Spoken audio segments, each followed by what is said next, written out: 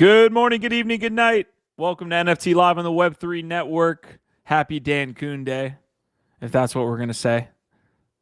It's March 13, 2024. Happy to be sitting here with you folks on this fine Wednesday. We're going to try to take you around the space in just around an hour. Yes, we did have several significant rugs to us. I don't think Gifted had to deal with anything. You were going live actually on X on video spaces. So now we've got a new update there on the spaces side. So Gifted had a good GM web through, but yes, we were getting rugged over there hard on Say What this morning. So hopefully that does not transition here, Biggie Poppins, to this show. No. Yeah, but excited. I got some awesome people up here. Let's get the intros in. Huda, it's a Wednesday, and I haven't seen your face till right now, so I feel like I'm missing out. I hate that. I hate it because like I look forward to this show even on Mondays, which I normally don't make it to. Like I actively hate that feeling on Mondays not being able to join. Like I love it so much. So it's good to see you guys, and there's always so much that happens between the days that we do see each other. So crazy stuff. I've never heard somebody pronounce that Ethereum upgrade, by the way. Denkun? Denkun? Yeah. Okay. I thought I was saying it right. Hope maybe. I bet you are. Maybe. Dankin. A little Dankin. Just get Dankin. Hey man, whatever people want to call it, as long as it makes gas cheaper. I'll take it. Now they can transition to layer 1 though. I know. Yeah, listen, we had some high gases on layer 2, but let's do that for layer 1 at some point. So this is only a layer 2 thing? Little Dankun upgrade. All right. Action happening. I'm a Let's little go. Less excited about it now. Gifted already starting with his X's. Like literally the first 2 minutes, Gifted has been getting his X's here on the show. Biggie Poppins sitting there in Cyberpunk 2077 here. What's going on, sir? How's Blade Runner doing? It's doing awesome, man. God, I'm waiting for this city. This city where Huda used to live in. I don't know where he's at right now. He must have gone into the bunker. But man, I love this stuff. Honestly, like, don't you ever want to, like, when you play the video games and we watch the movies, I'm like, when are we gonna get there? Isn't that? I've heard that's Tokyo though. I've heard that's like. Well, it's a mixture. Like, I love that they always mix in like some of the like Tokyo-esque neon kind of smoky look to it, but it's also got a little bit of like grit, right? Like it's never just like clean, pristine. It's not the Jetsons, right? It's like somewhere in between. So I'm with you though. Like that's where I want to live. Blade Runner, the original Blade Runner movie, was sort of the first legit like visualization of what cyberpunk as a genre looked like, and a lot of that was very inspired by like Tokyo, and so that's kind of carried through a lot of the cyberpunk genre still to this day, as it has a lot of that sort of Tokyo influence in it. I love that the whole genre and the look and the vibe myself. That's fucking awesome. All right, we're just getting started here on today's show. I want to continue with the intros really quick, but Pablo, Rasta, Cats Fanatic, WX, Easy, and Crypto saying hi for today's show. Missed y'all. Benjamin and Knox. For those of you showing up early on YouTube and X, we appreciate y'all a bunch. We're just going to get started here. The Dan Kuhn upgrade we'll touch on. A couple other projects. I know GameFi is something we want to hit. We had some significant updates over on the Say side as well. But Biggie, let's finish out the intros, man. I know those Elon rugs hurt us on Say What while we're live, but we bounced back heavily. A little bit. It was just a scratch, It's all in good fun. Like, luckily, we have a great audience over there that likes to hear us talk and likes to come up and interact with us. And we had a great talk about all the meme coins and DeFi stuff that's going on over there. Where we had Shisho from Sapex jump on and just school us on fucking DJs, man. Like, there are levels to this game. This dude is just full fluent on this shit. It was really cool, very elucidating to watch, and it just makes you more bullish on on his vision, right? Of like what's gonna attract liquidity and what it's going to take to take Say into that next level where we all think that it's going to go to, right? And it's going to be in the conversations prominently in the not too distant future. But it's really good to get a take from somebody like that. We host those Say What spaces Monday through Friday, 11 a.m. Eastern over on X. Yesterday's space was more creator and NFT focused, and we even were having kind of a meme coin debate. And for Sapex to come in a day afterwards and say, look, we're just at the beginning of this stuff. Like we are at inning 1. If you want to do that with meme coins and DeFi and what that will look like, maybe even in the summertime. So take that from somebody experienced that's seen that on several different chains. Say meme coins and DeFi is gonna do, I think, pretty well. NFA. All right, Gifted, how are you doing? What's going on? Yeah, just sharing out the show, which all of you can also do and participate in that sort of extra way. You know, it's a little thing, but it does make y'all even more involved in what we're building here, and we really do appreciate it. So if you could take a moment, share out the show on X, wherever you can, in Discord. We'd love to get as many friends in here as possible as we spread the good Web3 word. So yeah, shout out to the fam out there, especially those of you who do stay engaged and help us get it out. Y'all are the fucking goats. We love y'all. Y'all are the shit. So thank you. And yes, in NFA, we'll go ahead and knock it out up front. This is not financial advice. Just remember, thou shalt not speckle is our one law. And that means in English, in normal English, this isn't financial advice. Nothing we talk about is financial advice. DYOR, do your own research, and always stay safe out there. There's now wallet drainers on fucking Bitcoin. It's a crazy, crazy world. So just remember, it's up to you. I'm sure a lot of you, because Huda's been with us for, I think, the last, I want to say 4 months, 5 months, maybe. I don't know, almost half a year. Shit. Maybe. Let's go back and find that original show that Huda was on. Show. Yeah, I would love to get an actual time frame. But Huda obviously is just a grinder in this industry and is just getting after it. Daily videos, doing what he's doing with Crypto Slam, all that stuff. Huda, so, I mean, the last time we spoke with you and saw you on the show was last Friday. That's a full month's time. What has happened in your estimation and what you're kind of focused in on over that time? Yeah, man, trying to think what really has changed. Just clearly like a pullback in the market, right? But it looks so good. It's actually what I wrote about in my newsletter yesterday that, I mean, okay, sales are down, sellers are down, buyers are down, transactions are down. And let me like cancel out that first one. Sales are barely down. Like sales were only down like 7% from our 2024 high the prior week. So to me, we got this perfect storm brewing of we're hanging in there as far as total sales, but everything else throttled back. When that comes back with the prices crypto have reached now, it's going to be fucking insane. Like fucking insane. It's like we've talked a couple times about, you know, an incoming super cycle, like both in crypto and NFTs. And it just looks like that's exactly what's being set up here. So that's what's going on right now. Then other stuff I'm sure you guys have talked about, but all this FUD and crazy, you know, price action on these Bored Ape assets and the Yuga Labs assets. That's wild, right? Yeah. And Ethereum in general. Like the NFTs over there really, really struggling.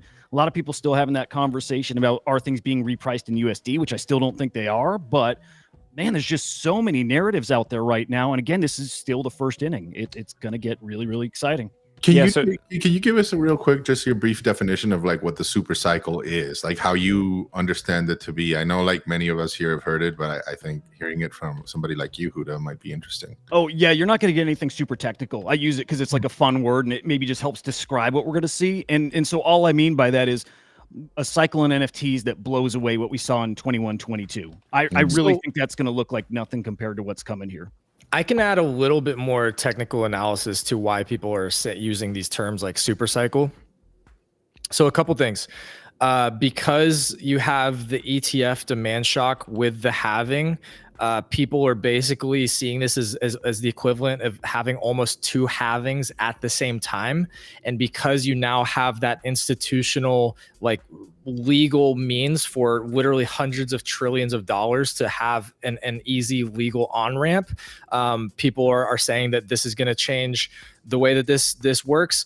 And be a whole different level. But the other last thing that I can add into this, it's like sort of high level, is a lot of people look at the last cycle, the last bull market, and like we didn't hit the top of the Bollinger Band like we normally do when we peak. It was actually stunted, and a lot of people think that that's because there was a lot of paper Bitcoin because of the way that Grayscale, because they didn't have the legal means to buy it, they didn't have ETFs, they had to go through like Grayscale trusts or like other mechanisms, and so that was like not actual Bitcoin being purchased in the same way as it is now. So that's why people think that we didn't get all the way up and max out that last last one, but everybody's expecting on this one that we could even like shoot past the top side of the Bollinger Band.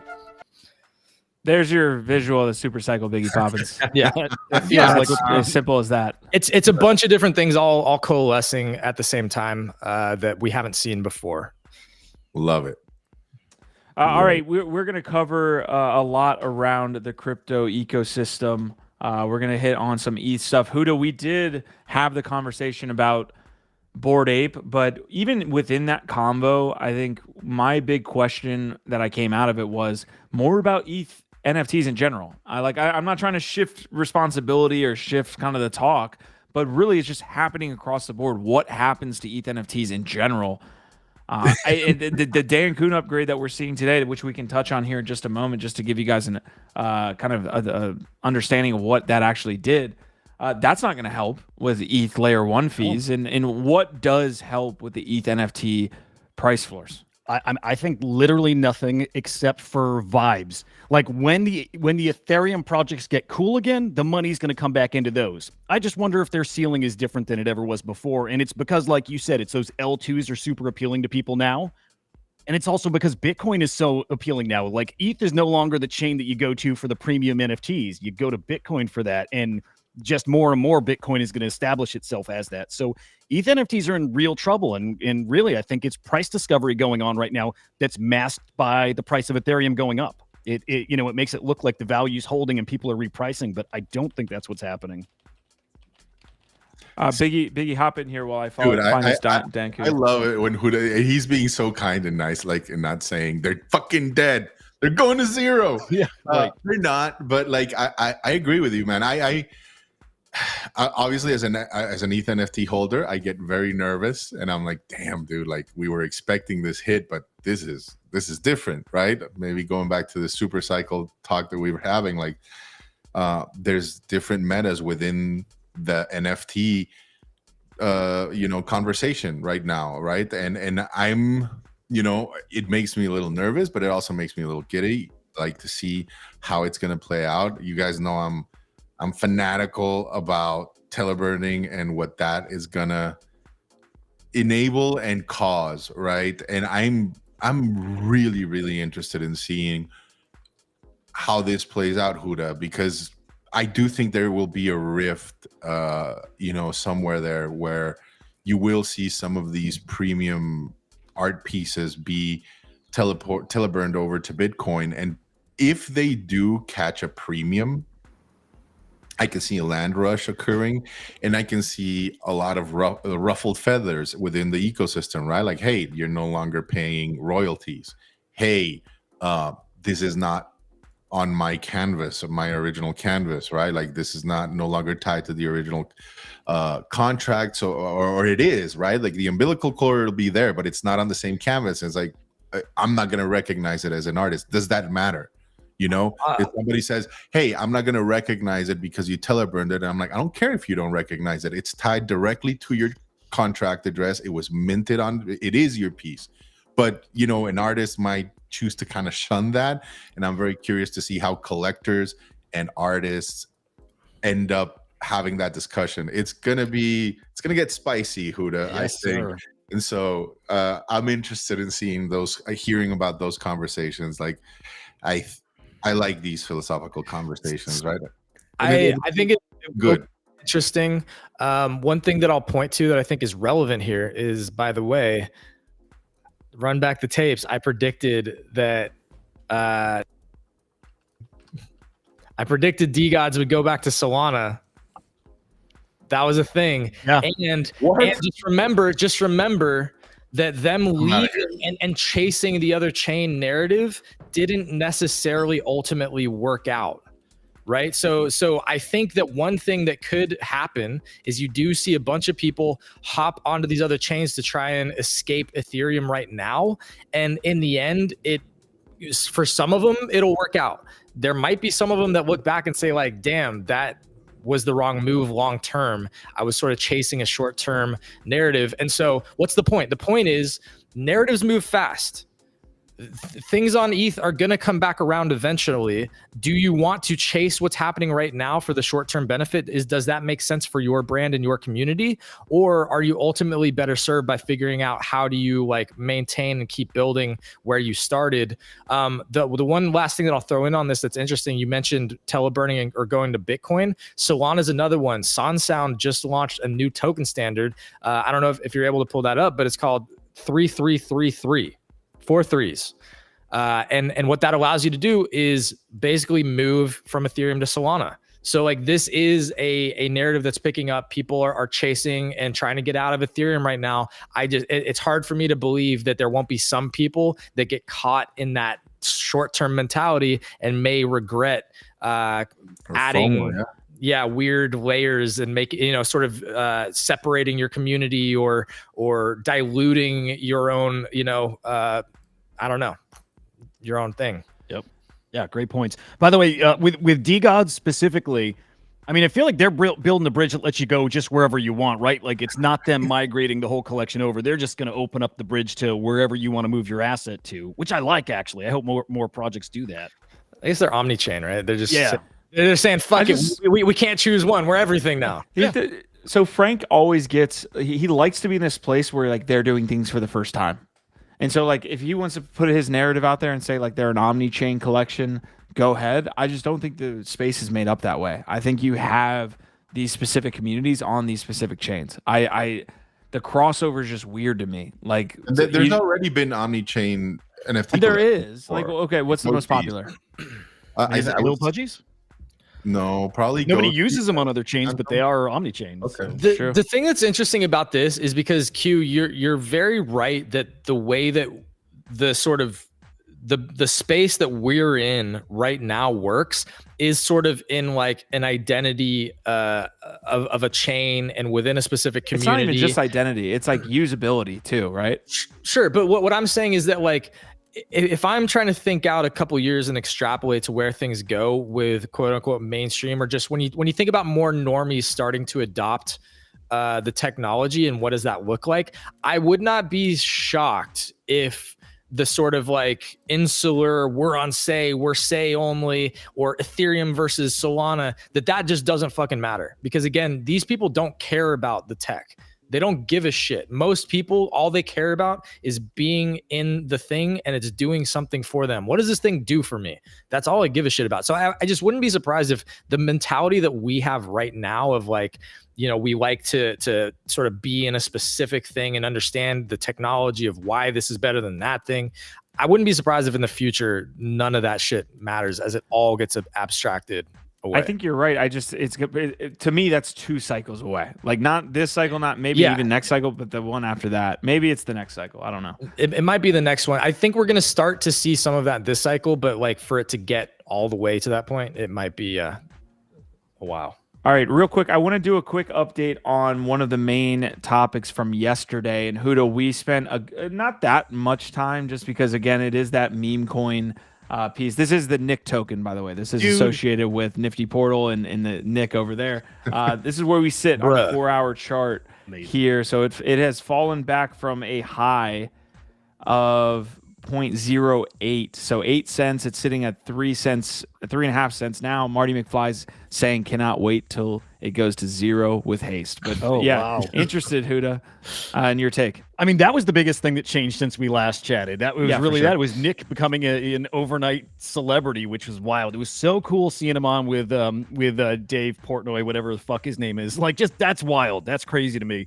Bet we're going to get some other like huge celebrities that come out of this space too. It's such a small space, and they are going to be what leads to the mass adoption. I think it's them. I think maybe we were we're not wrong about gaming being that thing, or whatever, tickets being that thing that brings the masses in. It might just be influencers. It might be that simple. But anyway, I actually got in that coin the other day too. I love it. I think it's got a cool narrative. I wish it was put out by the team though. I wish it wasn't just a rando that made that token, but I don't think this is, your average shitcoin that's going to, pump and dump. I do think it's got legs just because he's such a character. Bro, I have to agree with that. What's crazier than this to me, what you're watching of him getting on Barstool Sports, is the man's getting covered not only by CoffeeZilla, who's like a huge fucking YouTuber, but you know, does a lot of crypto coverage. So you're like, okay, I get how that happens. Yo, fucking Penguins Moist Critical did an entire fucking video. It's already almost 2 million fucking views. This shit is getting out there beyond Web3 in a way that almost nothing has in the last year and a half, 2 years. So just like, that's why I bought the dip today, because I'm not going to mid curve this. I think this goes to 100 mil. Not financial advice. This could go to 0 today. Like, dude, just like Huda said, like we're all saying, this is the highest risk, dumbest thing you could ever do with your fucking money. But like, it's literally just a shitty meme coin narrative of choose rich, bro. And it's resonating out there way beyond this fucking space right now. Yeah. It's crazy what's happening. Yeah, well, let's stay in this combo. I do want to show off Bodagos here, just the context wise too, because we're on Solana here. It's been, we brought up base multiple times, and I dropped this in our Discord as well. It's like, it's crazy how fast base went PvP. Like once liquidity really goes hard, that's what you saw with Blast. Blast right out the gate, because of the amount of liquidity there, it was instantly PvP. Like, and what I mean by that is like, when you get to somewhere new, you're seeing it on Say right now. You're kind of on easy mode. You know, there's maybe 4 or 5 projects. You kind of see what is good and what's bad. You're not getting rugged every other project. Maybe because you have an understanding, maybe because the chain's new. But base went from 0 to 100 real quick. The meme coins over there are now basically Solana. And you have to really be careful. And just kind of jumping back into Solana, Bodagos, obviously associated with the Nifty portal and Nick, they had a crazy run up from 7 to 11. To be honest, that's a crazy run up, but it's not that crazy. And the fact that it's already retraced is a little bit interesting in the amount of coverage that Nick got here, through the last like 72 hours. I mean, it's crazy that Bodagos already retraced. Well, that almost feeds into the narrative that I've definitely seen Beanie putting out there, that meme coins are going to suck all the life out of NFTs. They're just so much easier to trade. They have access to so much more liquidity. And then that, again, that's the perfect example that highlights it. And this is why 404s, when somebody fucking nails that down, is going to go fucking crazy. I'm telling y'all, I since the beginning, the belief here is that if you can do this right and you can get the right team with the right product to deploy this technology properly, it's gonna go fucking wild. It's gonna go crazy. So that's why I'm still holding Mystical, and I'm like kind of like looking around. I'm not really in any other 404s right now. I've been keeping my eye on Roar. I think they're one of the ones that have kind of done it pretty well. But I haven't seen anything besides Pandora that I was like, oh shit, that's it.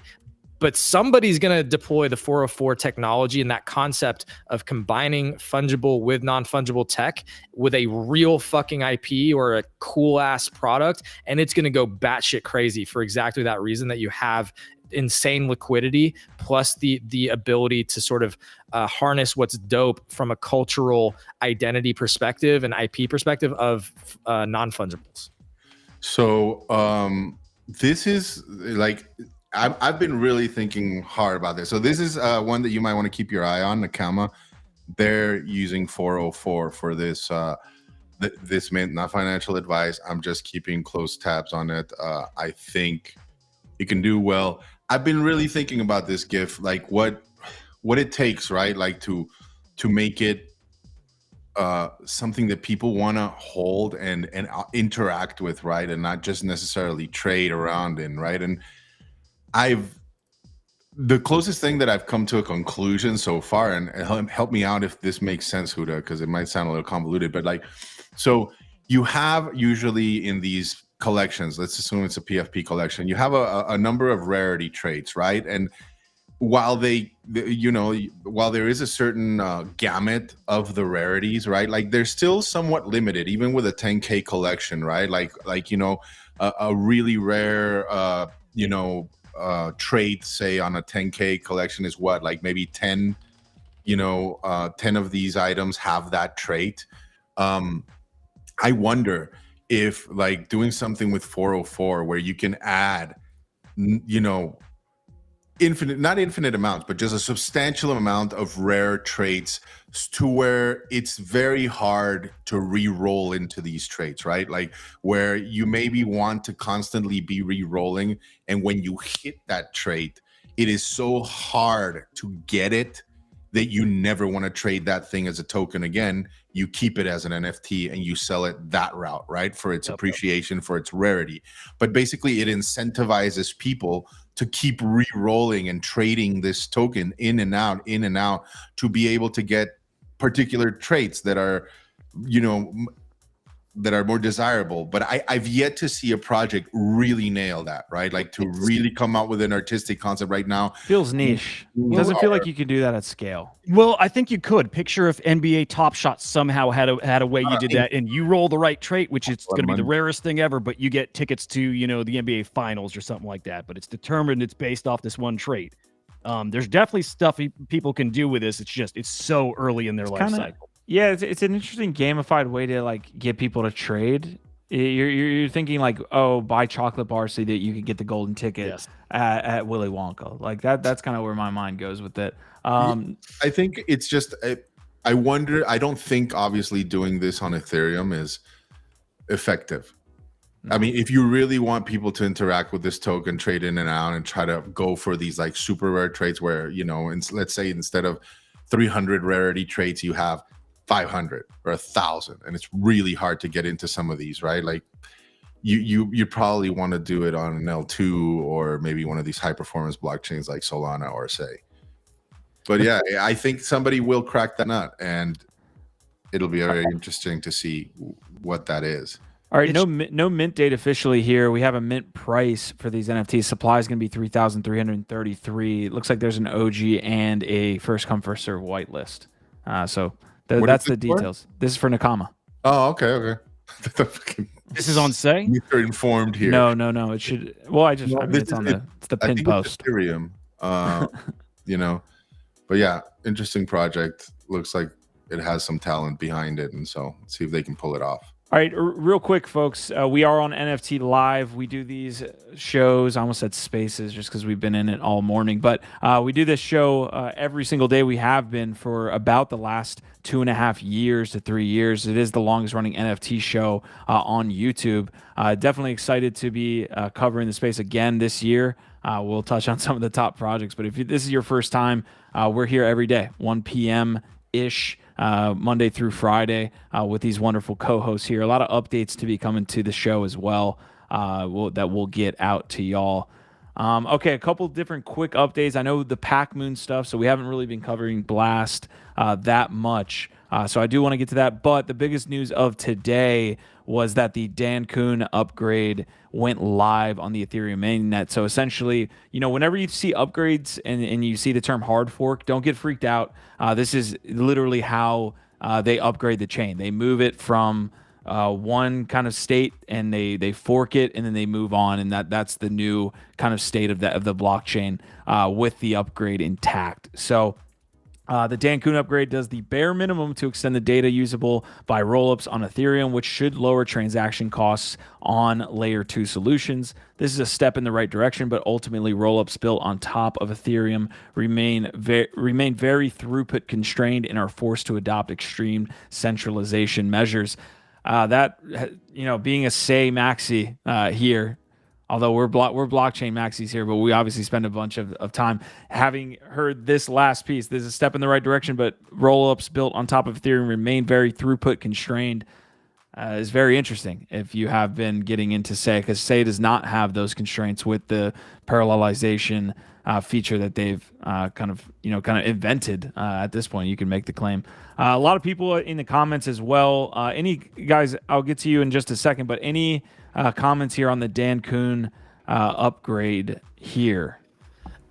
I think in the context of this conversation, like we've been talking about the struggles that ETH NFTs are currently undergoing, like the unfortunate part about this for, you know, all the ETH heads and ETH collectors is that this does not do anything for mainnet applications or dApps or products at all. This is focused on L2. So it's bullish. It's very bullish for the Ethereum ecosystem, broadly speaking. This is the biggest upgrade since the merge. And what it does is it basically superpowers the scalability and efficiency of all the L2s. So think Base, think Blast, think Arbitrum, maybe I like think a bunch of these others, Polygon? Polygon probably. So it's great again for the sort of longevity and the long-term success of the Ethereum network, broadly speaking, but it does not do anything if you are an Ethereum NFT project to help with your gas fees. And that's what I think a lot of people that haven't looked that deeply into it were like hoping like, oh, gas fees is going to finally be going down. It's like not on mainnet. On L2s, it's getting even more efficient. So you just went from $1.50 transaction fee down to like 10 cents or something like that, which hopefully at least that's the idea. It looks like Validium will not be affected. We're getting a comment from DeFi guy here. So Validium, I believe, is using ZK rollups here, and I wonder why they wouldn't be part of this hard fork. So yeah, definitely drop some more info, guys. If you're watching this on YouTube, either live or afterwards, we definitely appreciate you tuning in. You got a bunch of things you could be doing. You choose to spend the hour with us. Also, if you're watching us on X, we have been hitting all-time highs over there consistently. So we're at about 220 folks watching across the space. So exciting stuff, exciting times on NFT Live. Where do you guys want to head next? I know we already touched on kind of Nick. We touched on ETH NFTs. Let's kind of wrap a bow on the ETH NFT stuff, because I think we moved into Nick pretty quickly. Like, is there a point at which you guys would be comfortable? And I guess GIF has already done this, buying some of those Grailed NFTs. At what point are we buying ETH NFTs again, like on secondary? Maybe let's even transition this to ones that are already out on secondary. I'll say for me, not anytime soon. I need some kind of signal, and it almost doesn't matter how low the price gets. Because I was thinking about Bored Apes. I always thought we'd see them under 15. I just didn't think we would see them under 15 ETH in a bull market, which I do think we're in, right? Even on ETH. Never thought I'd see that, really. But I was thinking about them. How low would those have to fall for me to grab it? I wouldn't at 10, and I do think they'll get there.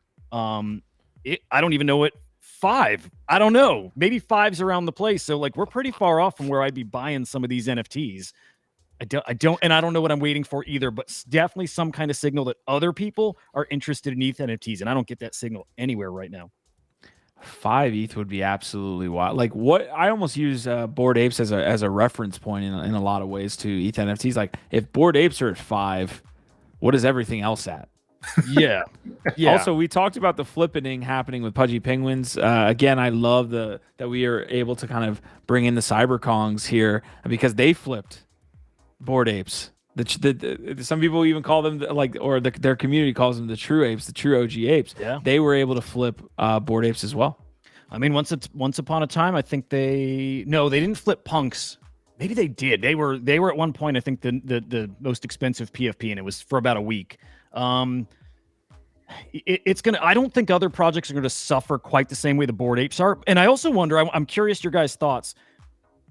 The Bored Apes need to do something major to turn this around. They need to make their holders feel like they're actually getting value out of it again, like the ApeCoin drop.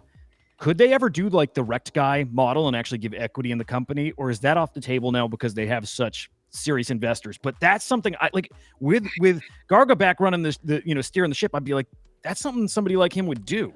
That'd be beautiful, but I think you need the regulatory clarity, a lot more regulatory clarity to even start having that discussion for a company at the heights of Yuga. It's just too much of a target. You'd be bringing in a substantial amount of heat, and you already got some with Ape. I mean, are they at do or die time anyways? I mean, at this point, does it matter? I don't think they're do or die. I think it's a little bit much to go that far with Bored Apes. I think a lot of people are being emotional about where they're sitting. I'm a Bored Ape holder till I fucking die. I will ride this shit to fucking zero. And the way that I'm looking at it, like if I didn't have that mindset, I probably would be freaking out. But from this mindset that I'm looking at it from the outside, more long term, dude, we'll be fine. You know what I mean? Like I don't look at it like a do or die scenario. I will say, Huda, to your point though, I don't know if they go that far, but I think that's one of the most bullish cases on this whole bull run is the fact that we can be a little bit more loose with the regulatory stuff. Clearly, like we've seen more from the U.S. side. Maybe it's because it's election year, but they've been less like scrutinized after this Bitcoin ETF got approved than the Ethereum ETF. It feels like we have more gray area to work in. Well, yeah, I mean the SEC is losing left and right behind the scenes, and definitely publicly too. They've not been able to get traction anywhere going after anything other than a couple projects. So it's been fun to watch, right? And certainly people like it felt more free to just do what they want now. So that continues. Yeah. ApeCoin doing extremely well. I'm not going to go down the ApeCoin rabbit hole here. My main thing with Ape is whether they're benefiting from being so ambiguous with the token, because it could be a gaming token, it could be a meme coin token, it could be an NFT related ecosystem token. Like it really hasn't been pigeonholed into something. It's a DAO token, by the way. Like it has one of the biggest DAOs in existence. They've shelled out multiple hundreds of thousands, millions of dollars. And where does it lie? I have no idea. I think ApeCoin, I don't know, man. It's hard to keep making these cases because I feel like it falls on deaf ears. Like I feel like nobody wants to give Yuga and Bored Apes any credit ever. But like what ApeCoin has done has really pushed the envelope of what DAOs are doing. Like they've been in the trenches working through, how do you fucking make this work? How do you figure this out? People that don't say, I want to make sure the right community. people are getting the shout out. The fucking community that's doing it. The DAO people and the right people, not the people that got paid $20,000 to fuck all and to, not $20,000, 20,000 ape per month to whatever. No, it's the people like SSP and the people like Hodler Collective that are getting after it on the ApeCoin DAO front that deserve all that credit. Yeah. So fine. Put more of that credit on ApeCoin DAO and try and again, don't give Yuga any of it. That's fine. I guess they haven't been as involved. I get that. But either way, ApeCoin deserves a lot of credit for pushing forward this experiment of DAOs. This is not an old proven method for running an organization. This is a fucking new thing, a new model of running an organization that is extremely complicated and not easy at all. And they are going through this process one step at a time, one vote at a time, holding spaces every single fucking day, trying to figure this out. And I think that they're making progress. And I think that a couple years from now, ApeCoin DAO is still going to be here and be one of the most important institutions or whatever you want to call it. I know we don't like that kind of terminology, but I think it's going to be a very important organization within the larger ecosystem. All right, real quick, we got an update from Magic Eden while we were live. The biggest cross-chain rewards program in NFTs is going retro to Ethereum OGs. Start your journey on Magic Eden. Receive diamonds for activity going all the way back to 17. Just connect your wallet and claim now. Oh my God. Do we do this live? Let's fucking go. I don't even have my 2017 wallet. I need to boot up another computer to go get that thing. Dude, I'm stoked for this. This makes me excited. So even if it's worth nothing. Okay. Comment about like if you remained if you remained active, right? So I wonder if they have a cutoff point. Like if you have an OG wallet that you haven't touched, but you did transact back in 2017, at some point does it like get disqualified from this airdrop? I'm curious. We'll find out. If you're inactive. Yeah, like if one of your OG wallets are no longer active, which I think for a lot of people that's the case. I wonder if there's a cutoff point, or you have to make a transaction at least every year once. I'm just wondering what the requirement is. Is it amount of ETH spent? Is it gas spent? Is it royalty spent? They will never tell you, and that's my criticism of all these things, including Blast. It's like I do not hate points. I've literally traveled around the world on fucking points. I love points, but it is. The amount of diamonds you're eligible for is based on a few factors, including when you did your volume, where you did your volume. What's that about? Are you doing that volume? Additional weight for royalties. For ETH OGs, some diamonds are rewarded immediately while allowing you to earn significantly more through quests. Our priority is always Magic Eden users.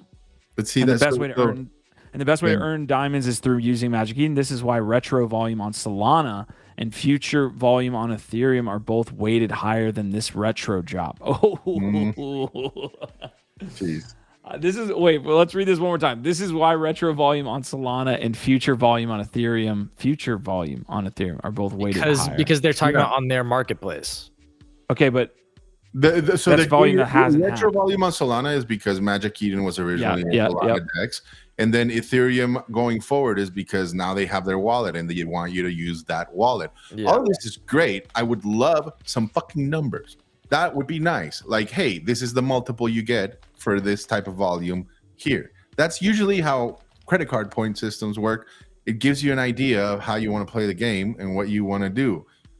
What I dislike about these is that it's just incentivizing you to use their shit, to do the volume on their shit, but they don't give you any clarity on what it takes to get to a significant amount, right? Like what's the yield going to be, right? Like with credit card points, usually it's like, oh, so many points per mile, so many cents per point, whatever. You don't get that with these guys. All you get is like diamonds, points. You can be rich. But you don't get shit really. Like you don't know. And I said it privately before, but I'll say it out here right now. I think this is going to be a disappointing drop. I don't think whatever people are expecting. If you think you're going to get an ETH, half an ETH, like slice that shit by half at the very least. Like everybody's always going to be upset. I don't think that's what they're doing because they tweeted. I think it might have just been this morning that like whitelists, everybody's doing them wrong. And I think that's what this is all about. I think this is actually like them building out a whole ecosystem, kind of like the Kongs have. They have like this Kong market where you spend Banana and maybe some of their other currencies for whitelists. I think it's going to be something like that, which I think would be cool. That's just my hunch. So I'm wondering. I saw Yuga Labs posting about this, right? For ETHOG is like. So Yuga's only thing in this partnership was bringing their collections over, which other collections also did. I thought the Yuga collaboration would be a little bit more integrated into whatever they're doing, but it feels like nothing up to this point, unless I missed something. So I thought there would be more too, and I thought ApeCoin would be integrated in this marketplace. Like I'm pretty surprised here. They do have a collection page that I don't know if I've seen it yet, right? Like this Yuga Labs like dedicated page. So maybe there's more coming, but that was just an announcement. I've never seen it. Oh, okay. I remember them talking about this Yuga Labs like collection page. So yeah, let me see if they definitely Bored Apes right now are the only ones you can earn 50% more diamonds on. I go to the page. There's not much. Okay, they're worth 0.09 cents on whale trade for your information, folks. So, but you don't know what the supply is. People could be getting a lot of these I know. I'm just like letting people know what the current valuation is on secondary or OTC for these things. So it gives you at least a notion, I think, of how people are valuing it without all the necessary information that I think they should provide. But that's fine. Yeah, no, that's fair. Well, I mean, whether you should be buying the Magic Eden token once it does come out is interesting to me. I mean, they have the #1 NFT marketplace and will in this bull run unless something goes crazy. Now, when you say Magic Eden token, are we talking diamonds? Or are we talking about their NFT token through that non-fungible now? I'm guessing the token that they are so they're dropping diamonds. Doesn't that eventually turn into some type of tradable fungible token? Isn't that what we're assuming? I'm wondering if not. Again, I still think they're going to be like off-chain points, and I think they're going to have something that ties it to that NFT token. I'm like totally speculating here, but I think the diamonds stay off-chain. Interesting. I'm gonna go with the token side of that. So I mean, it's a coin flip. It's a coin flip. That would be a lovely way to piss off a lot of people. Yeah, Marty. There's a lot of things that Marty actually gets right a good amount of times, and some of it is stuff that I'm not involved in. And this is where I'll flip the table real quick because Marty, I know for a fact you're not in ApeCoin DAO, you're not in the Discord or doing any of that. There's a lot of really cool stuff happening with the ApeCoin Discord. I will agree the way they started it was absolutely atrocious, and it was a racket. It was absolutely racket. But the people that have been building in that for more than a year is not what you would call a racket. So that's just I just stay in your lane on that one. I think just because I don't think you're familiar with ApeCoin DAO. If you were, that would really surprise me, given that you've been fudding Yuga for that long. So please let me know on that front. But yeah, there's a lot of really cool people, and they put their life and time into running one of the largest NFT DAOs in existence. So we definitely need to catch back up with them and see what's going on. They have some council rewards too. All right, Huda, are you posting? Okay, so you got some diamonds from this Ethereum NFT OG drop. Yeah, just peeking through some of my wallets, and like, I mean, I'm not a big trader. I already see people out there tweeting they got like 50,000 diamonds. So yeah, I'm a small fish out here, but it's still cool. I still like it. I'll put them to use however I can use them. And again, I think whitelist. So what is that? $600 if it's 9 cents, roughly. Yep. Like Yeah. $550 if you went and traded that 6,000 diamonds right now on whale market. It's not the worst. I mean, that's free 600 700 bucks is not bad. There's a lot worse airdrops than that. Let's be honest. Hey, Huda, how much were you active in 17? Or I'm sorry, in 21. I'm sorry, in 21. So I'm trying to remember the stats, and maybe I can pull them up. I think it said I did like 250 something, maybe it was around 300 ETH in trade volume, I guess. Yeah. I'm trying to think what other stats they had up there. Royalties paid was, like 3.5 or maybe 4 ETH, somewhere close in that range, which actually feels low because I pay royalties on everything, but maybe it just, doesn't add up the way I was thinking it would.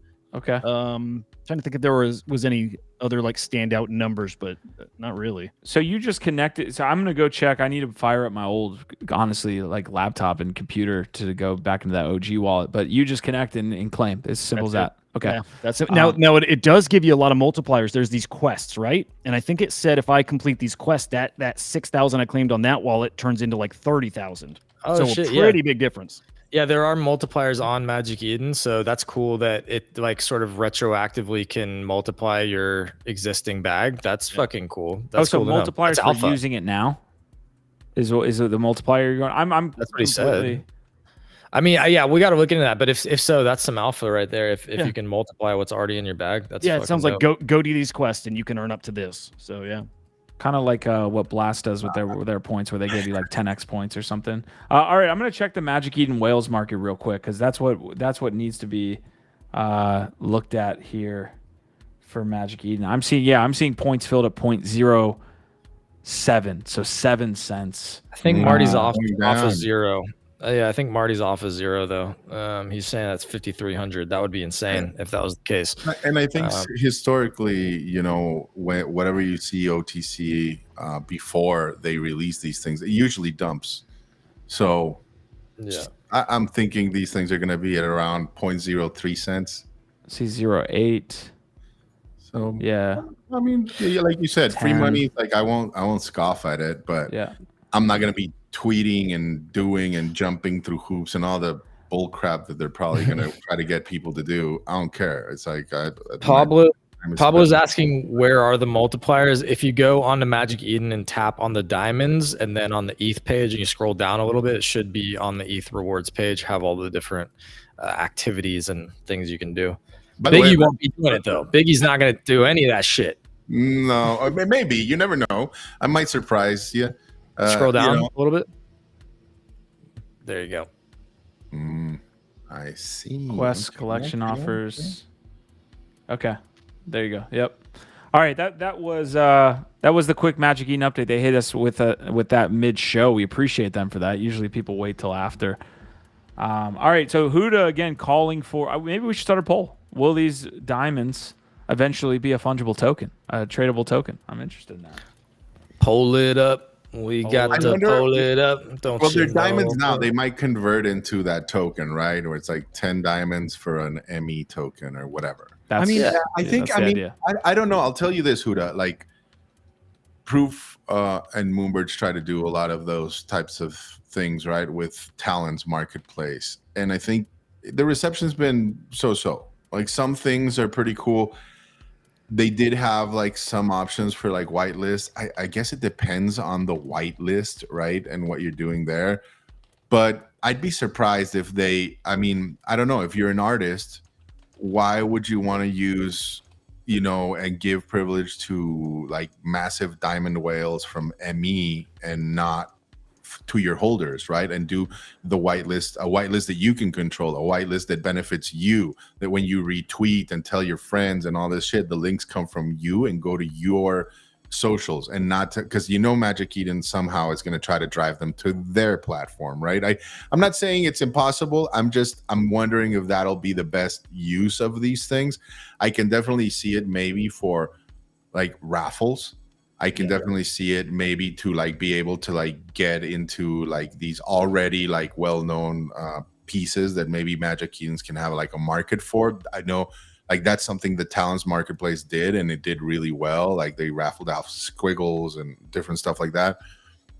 But for whitelist, I think it's delicate because usually like I come at it from an affiliate marketing standpoint, right? And I want to drive all traffic and all emails and all communications to my, to something I control, to my platform, not to yours, not to Magic Eden, where they won't give you access to the data.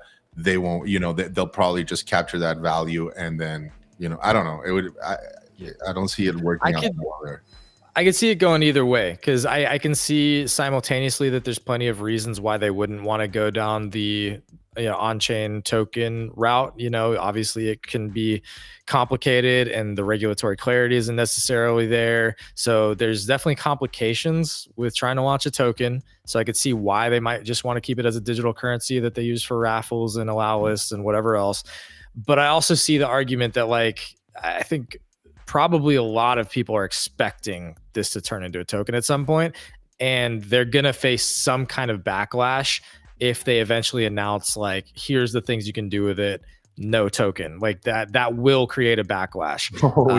So I can see again both sides. I'm leaning towards them launching a token because it seems like they're trying very, very hard to be on the community side and be the Web3 marketplace that does the right thing. This historical airdrop for ETH holders is an example of that, right? So that's why I lean a little bit towards them probably dropping a token at some point. But it feels like I'm bringing up ApeCoin again just for this context. Like, if you go the token route, it's an easy cash out for the people on the team, right? Instead of waiting for yourself to get bought out, unless they have plans to go public or plans to get bought out by somebody else. You have the token, you have teen allocations that you can sell. I would love to see, we still got to learn what their relationship is with non-fungible DAO. There's just something there. I just feel like there's something about there because they keep teasing that, and non-fungible DAO is doing that NFT token. I just feel like there's something very connected. So maybe they can get around this if they're going to keep it as an off-chain, diamond, whatever. You can swap them for that NFT token, or maybe you can use NFT token to buy diamonds, which then again gets you whitelist. What got me really thinking this stuff though was seeing something the Quantum Cats did, which is, man, they have so many titles or roles in their Discord you can start getting now based off your activities, how active you've been, how you've participated, and those different, I guess, tiered roles get better whitelist depending on your tier. And again, I just see diamonds as a way to get there too. Just feels like whitelists are about to evolve here. Yeah, I mean, I think so what would you describe the purpose of a whitelist is? Is to avoid bots, to give value to your already diamond holder collectors, right? Make sure that they are considered and get in. And thirdly, and most importantly, is to try to curate your audience or harvest different communities. Harness we see that in Say right now, where certain communities are usually reached out to try to get participation because of the reputation or the people that you want, right? So I think those are the three main components and reasons for a whitelist technology out there, right? And I think for that, Subber's doing a fantastic job. I'd be curious to see what Magic Eden comes up with, but I do think that using the diamonds as currency or eligibility might be the wrong way to go about it, because then you'll end up just rewarding diamond whales, right? Which I don't know, maybe that's what you want to do, but it doesn't feel like you're going to get the same type of surface area coverage and distribution that you would get if you went about it a little more organically. I'm sure something you want to do. It feels like NFTs would also solve this a little bit easier than fungible, so like soul-bound NFTs or something like that. Seem like the route. And keep in I'm mind, sure it's not like all in as far as that idea. They can have, 10 of the whitelists are up for, diamond points, that kind of stuff. And maybe IRL events, you can get access to things like they've got this big yacht thing, I guess, for NFT NYC that everybody wants to get to, maybe you pay them some of those diamond points. So just, like a whole catalog of things you can do with them, really. Hazi's saying, as far as I know, it's already public info that it's going to be a coin. And I'm sure like if they were going to be doing a allow list, that they'd be finding ways to make it as inclusive as possible and not just make it like a one-sided situation. But the other thing that I want to bring into this that I think is very relevant to this conversation is Tensor, right? Tensor is arguably one of their biggest competitors on Solana, and they are launching a token right now. So that's kind of another reason why, another check mark why they'd want to launch a token, is because they have a competitor about to launch a token right now. What's that face? We What got happened? a couple protocol updates here. One's bad, one's good. Uh-oh. Start with the bad. Yep. Uh-oh. Oh yeah, I saw that. Yeah. I didn't know that they just didn't switch their consensus, or I'm sorry, they didn't hard fork and upgrade.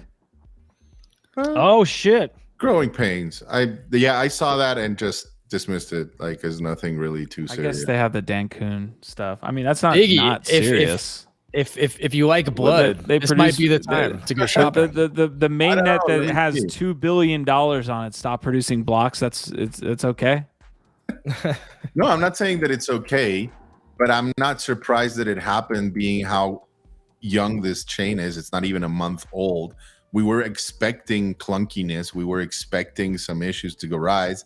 They have. This is one of them. I don't think it's a deal breaker. I don't think it's something that's going to take too long to fix. That's all fair. If Look it at was Solana. if it was Arbitrum or no, but that's different, right? Like if it was Arbitrum or optimism, right? Like then Blast off. I'll be like, the fuck, right? Like, like you've been around for a while and you didn't catch this and you didn't prepare for it. With something like Blast, I'll cut him a little slack there. I don't think it's dire. I like. It's one of those like I normally one of those- would, but man, The yeah, issue's you been guys- resolved apparently. great by the power way. comes great responsibility. They have $2 billion locked up, so yeah, they're a new chain, but I'm not saying it's insignificant. I'm just saying that like I mean, this is not going to get me to floor anything, Yeah. or Yeah. bridge it out or say, oh, I'm out. no. Like Well, I don't have enough on there. If I had $100,000 in there, I probably would no, think you'd like, be maybe. you'd be perturbed. Look, Maybe. Solana's doing great, y'all. That's all I have to say. But apparently the issue has already been resolved. They say a full analysis on the issue will be shared shortly. Nice. Good. Handled it well. Awesome. I'm sure the people freaking out in that hour period are feel much better. I'm gonna go searching for blood. I'm gonna go look at We- all my favorite meme coins. So we're on the live chat here feature where we can put in some polls. Our most recent poll says, will diamonds eventually be an on-chain Magic Eden token? Go ahead and vote. We'll close that in the next, I would say, 5 minutes. Nick Swervis with the best comment of the day saying blast off. So we'll see. It looks like they got it back on, so we're blast oning now. Real quick, this is also from Lucky Trader, Arbitrum. So another protocol update. Arbitrum DAO proposal seeks 400 million ARB or 426 mil to catalyze gaming and that ecosystem growth on Arby's. So it looks like Arby's wants 420 mil to catalyze gaming. Any thought process here on what is happening on Arbitrum? Boo. Like what's the Boo. biggest thing? I'm going to Arbitrum right now. Ooh. Prohibition and What then does that mean? prohibition, and then I do see a couple of AI protocols that are launching on Arbitrum. Here's why I hate this. It shows to me that they are trying a to little pivot. late on they, this. They still don't know what the fuck they are, and they're chasing a gaming narrative that if they were gonna be the gaming blockchain in this cycle, they should have been there a year ago. Yep. They should have been there at least a year ago, At like least. figuring this shit out. So I'm sorry. I am so bearish on Arbitrum recently, and it sucks because I love Jordan Lyle and I love Prohibition.art. I've been collecting art over there, but it's the only fucking thing I've done on Arbitrum, and everything else that I've seen them do has not been good. We know from inside of teams that have been working on Arbitrum that they're not happy. A lot of teams leaving, a lot of them going to Say, for instance, because because they're fumbling communication, not doing a good job. So this to me, and again, sorry if you got a big old bag of Arbitrum, this to me feels like a launch that was extremely overhyped, did really well out of the gate, seemed like it was going to be one of the biggest L2s, that their team has been absolutely fumbling that lead right now and not doing a good job, and is falling into the same issue and the same sort of missteps that Polygon did, where it's like they did not have a clear identity and commit to a certain lane and like specializing and doing something really well. They're trying to be everything to everybody, and so now they're nothing to nobody. That's what I think is happening, and it makes me very bearish on Arbitrum right now. Yep, great point. I mean, this is bullish for Immutable X, isn't it? And yeah, Ronan. I mean, and several others. Yep. I think so. Let's talk about that. Like, I mean, if you are coming up into the, I don't want this contrarian take now, Biggie Pie. You give me any contrarian take? No, not a contrarian take. I'm bullish. I hold IMX. I'm bullish on it. But I think like if you're gonna look to compete in this L2 space, Base and Blast are your main competitors, you know, and so you better be. I don't know, like if I wouldn't be trying to measure, you know, myself against Optimism or Arbitrum. I'd be looking at Base. I'd be looking at Blast, and maybe some of these ZKs that are coming up, which we'll see how they perform. But yeah, I mean, short term bullish on that for sure.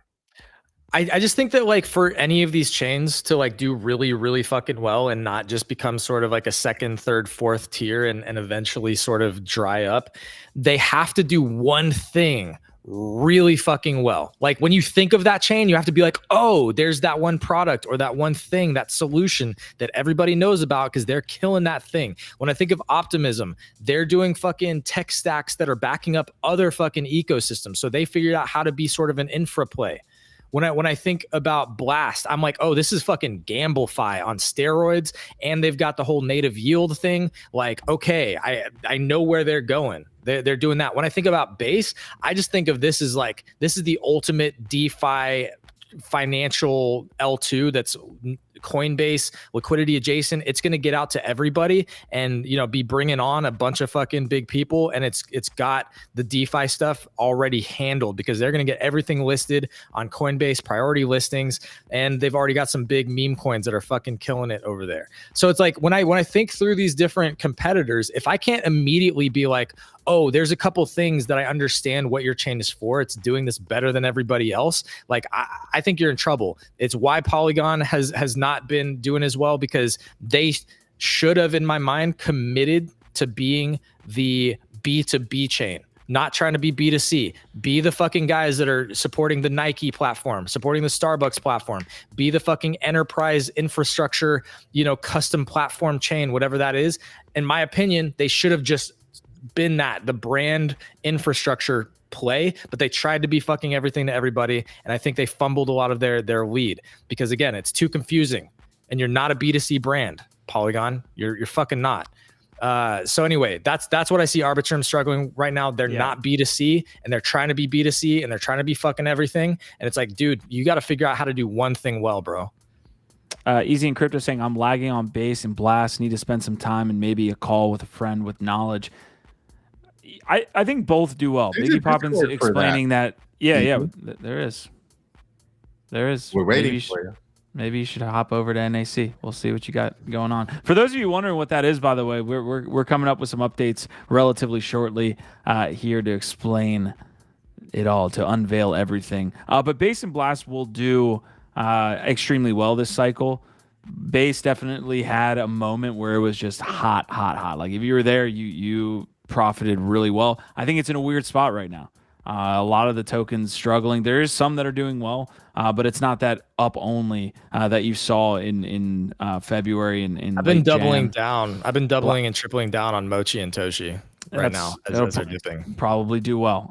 Blast, not so much. It came out of the gate pretty short, so you're in good standing. Although Pac Moon, that's another update we didn't get to. But real quick, I do have this piece.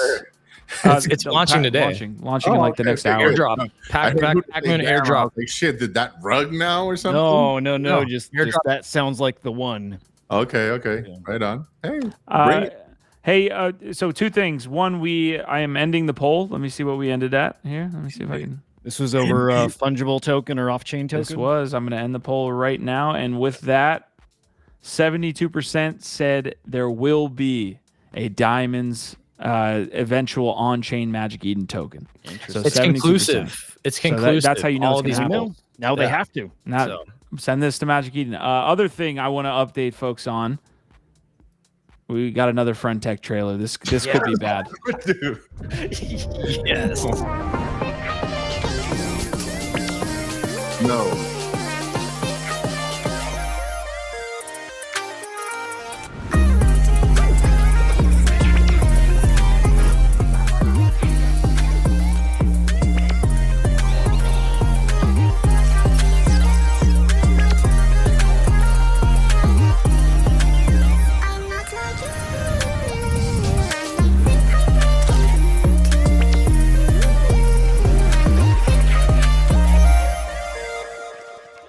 That is fucking weird.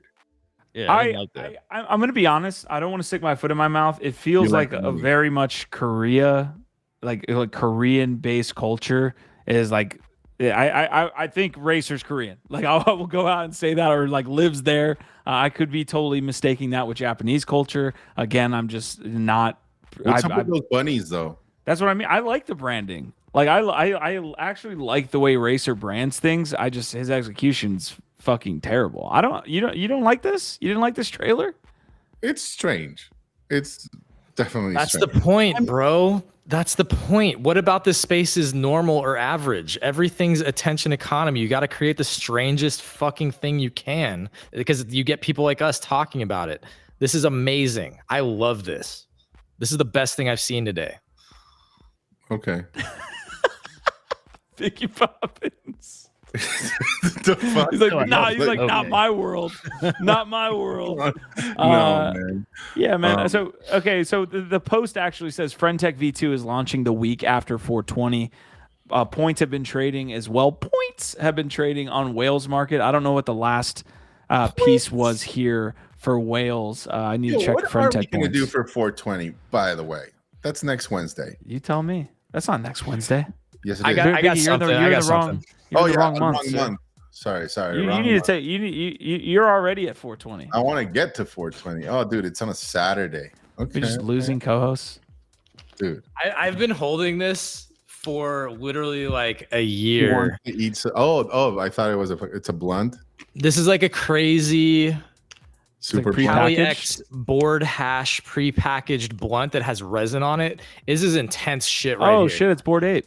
This is it's board hash. This is gonna get me super stoned if I smoke it. That's why I'm scared of it. Like I don't even I think smoke we that need to much. do I a barely 420 smoke. show, a light 'em up 420 show. This is gonna next month. if I smoke this is gonna fucking And it should have a challenge. ruin Like, me. every- This is gonna every- destroy me.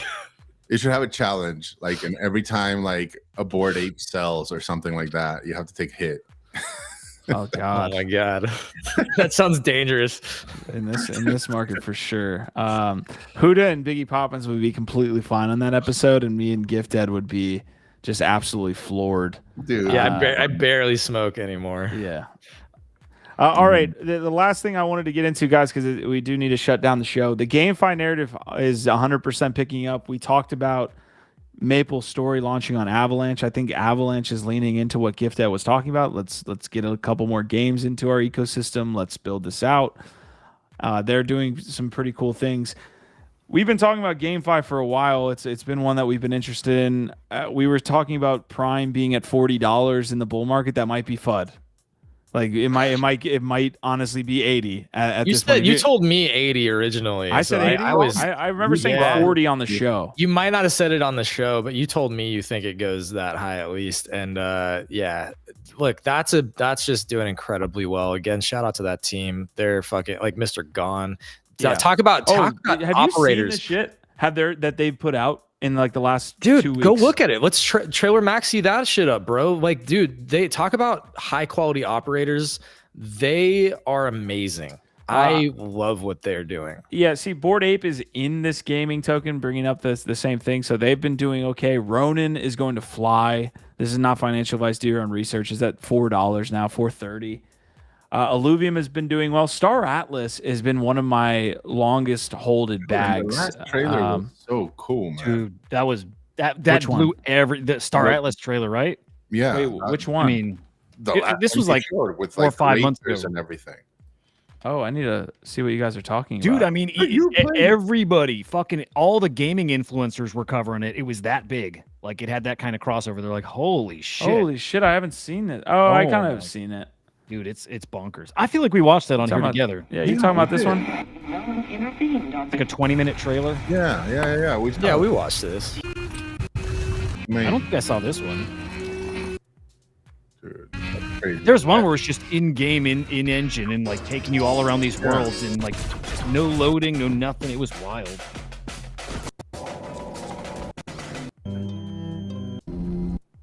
Yeah. I cannot What is tell this? you. What are we looking at? Is that Star Atlas? Yeah, they're mini Wow. games. Oh, that AI game? So there's so much going on in Star Atlas. It has the Yuga kind of thing going on, the complexity chasm, but like there's mini games like this, right, where you're like a first person shooter. Oh, now okay, Elon. Today is just not my day. But you can see it takes you into the racing game, right? It takes you into the third person shooter here. So these are all mini games. Inside of that, there's a lot of DeFi going on. You can stake ships to earn Atlas. You send them on missions. This is, I think, an ode to maybe one of the new ships, the new capital ships that has sold for $5 million, which I can show you here in a second. But they actually have like the ships, and you can actually view them in an Unreal Engine environment if you've bought them. Right, so it's crazy to me the run that Star Atlas has been on, dude. For a while, like I spent a lot. I'm talking like I don't want to say six figures. It is a little bit less on Star Atlas when it was pumping, and it was dead for a while, and somehow now it's just coming back. I don't know if that again is just the GameFi narrative, or they seem to have a lot going for it, man. You got to stay relevant, at least, show people that you're still working and doing stuff. So that's smart, So the DAO has a $7 million treasury that goes up because it's in Polis token. I'm trying to find that. They recently had a Titan ship sell for $5 million. Wow. I just can't wait till we get to that point where we have EVE Online happening on the blockchain, like those epic battles that mainstream news is covering because of how much like property is actually destroyed in these events. Like, man, that to me is the dream. Dude, I can't wait to bring my buddy that's doing the esports stuff for Nouns. He knows this shit really well. I think you guys will get a kick out of him. Like, really smart. When are we getting them on? Sorry, I'm trying to find this trailer actually, you guys are that's a talking good question. It's like, what day do you prefer that all of you guys are here? about.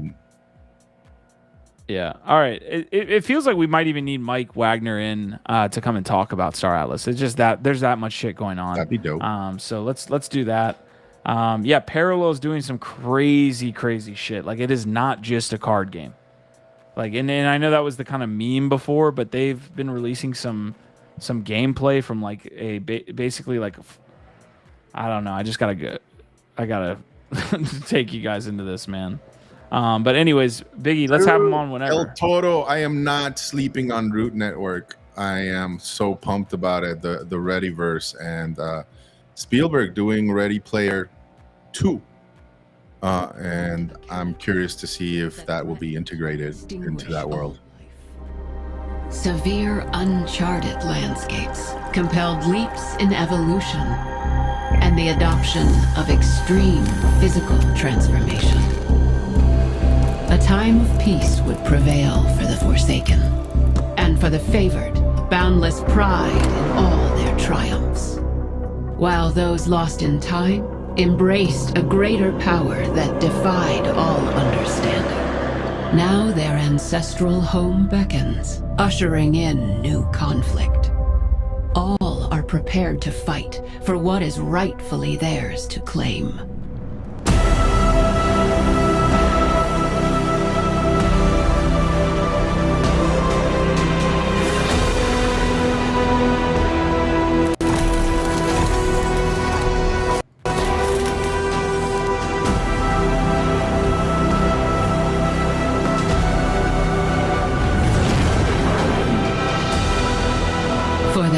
future, their people, and their home.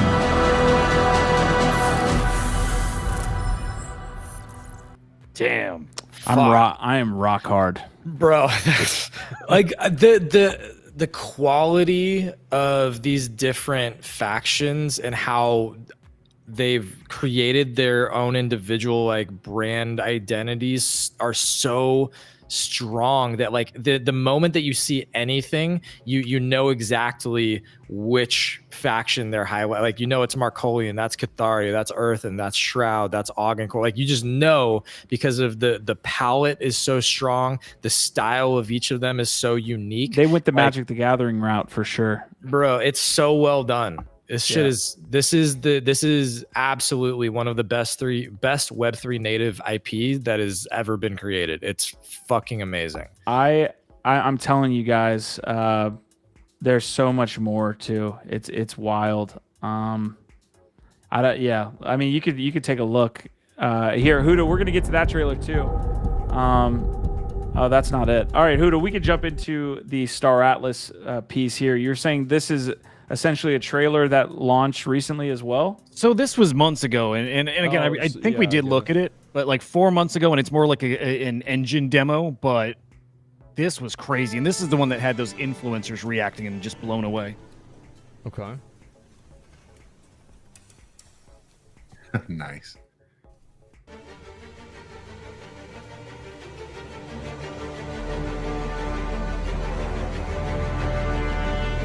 So that's like the sun. I guess the blue one's Earth.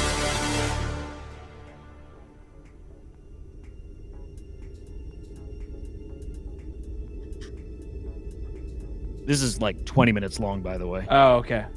I want to jump around. Wow, holy shit. So we actually... What the fuck? This is like all, again, in-engine, no loading, no nothing. It's impressive. It actually worked. So why does Starfield have so many loading screens then? I can see why people donate money to this game now. Water. Which game is this? Oh, that's Star Atlas. Star Atlas. This is Star Out. Oh wow. driving terrain, modification object. I can see why people donate to this game. All right, let's go to the...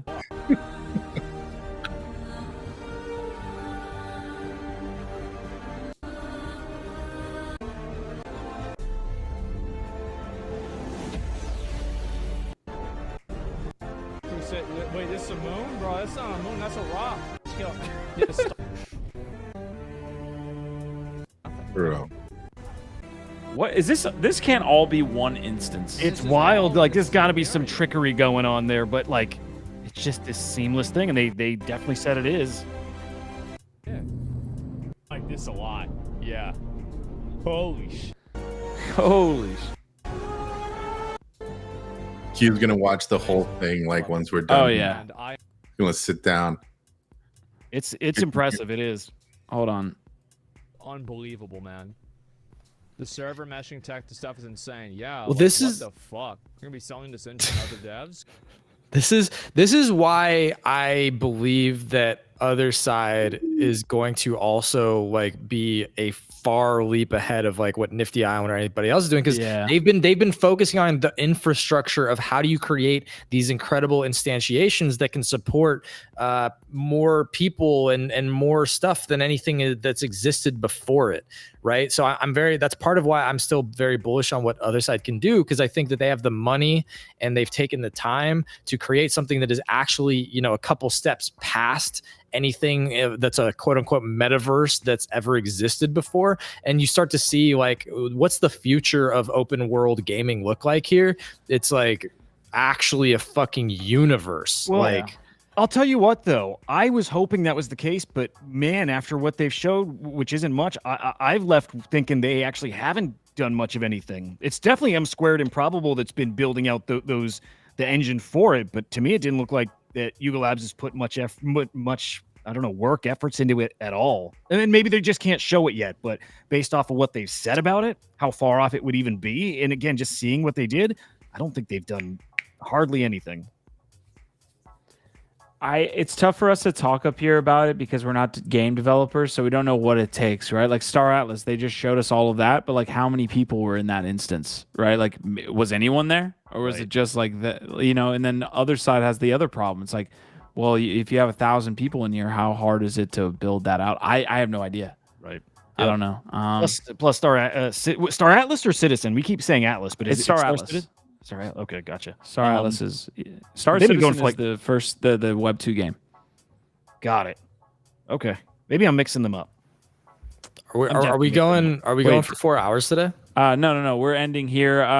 Look, I'm not. This actually is at this point. It's a good thing. I'm okay with this move into the post OpenSea world. Farouk commenting here. OpenSea is not even a top 5 marketplace anymore. Study complacency. There, and I just saw one from Giancarlo that said, I'm starting to join Discord servers again. There's lessons in that. Welcome back, my friend. Me too. I started about a month ago joining fucking Discords again. Are you in Discord? What Discord? I've been joining Discords now for you active in that like Discord? fucking 3, like your own, and then what's the one that he did? Oh, you joined Dobbs. And your own. Insane. What's the third one?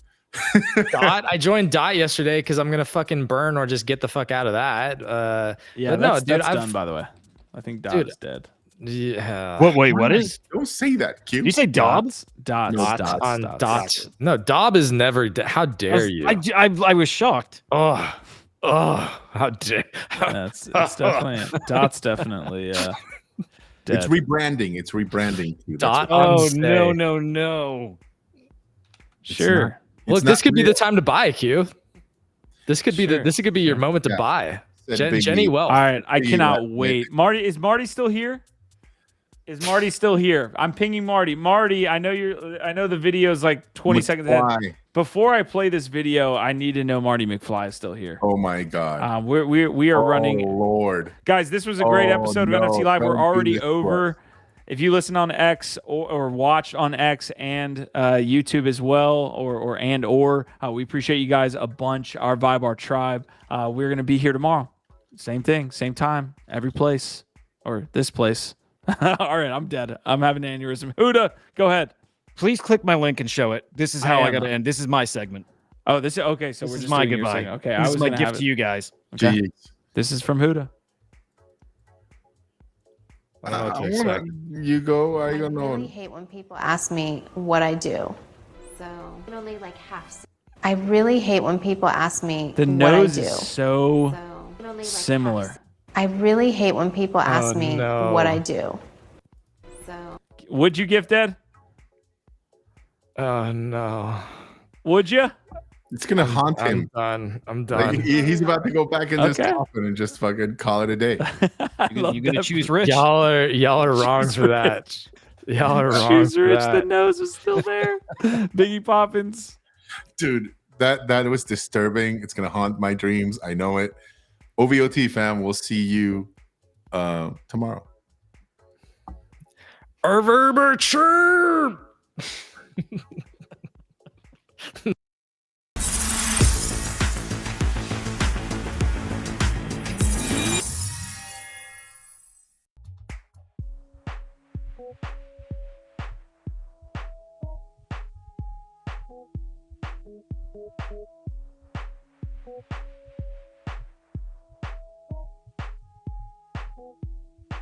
Thank you.